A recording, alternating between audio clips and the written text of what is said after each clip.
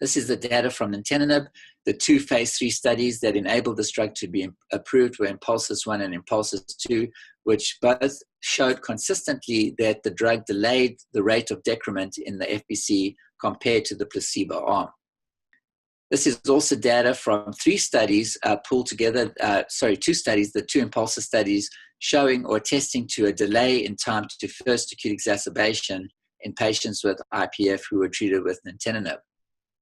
Moving on to pirfenidone, there were 3 phase 3 studies that enabled this drug to be approved. The third of these was the ASCEND study, and this is data from the ASCEND study showing very similar data to what I showed with nintedanib, namely a delay in progression of disease as manifest by the FVC, as well as other secondary endpoints, including the 6-minute walk, and then the composite of FVC or death, where there was a delay or improvement in the progression-free survival.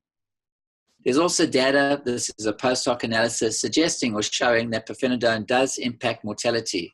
All-cause mortality was looked at, treatment-emergent all-cause mortality was looked at, IPF-related all-cause mortality was looked at as well.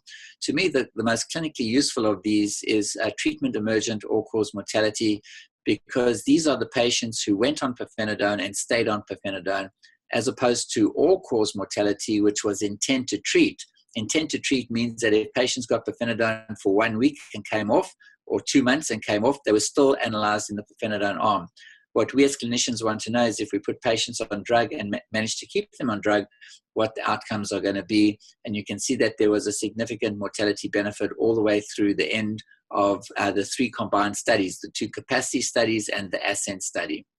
There's also a meta-analysis from the same paper combining the 3 studies that I just mentioned with 2 Japanese studies showing through this meta-analysis that there was a survival benefit to pirfenidone.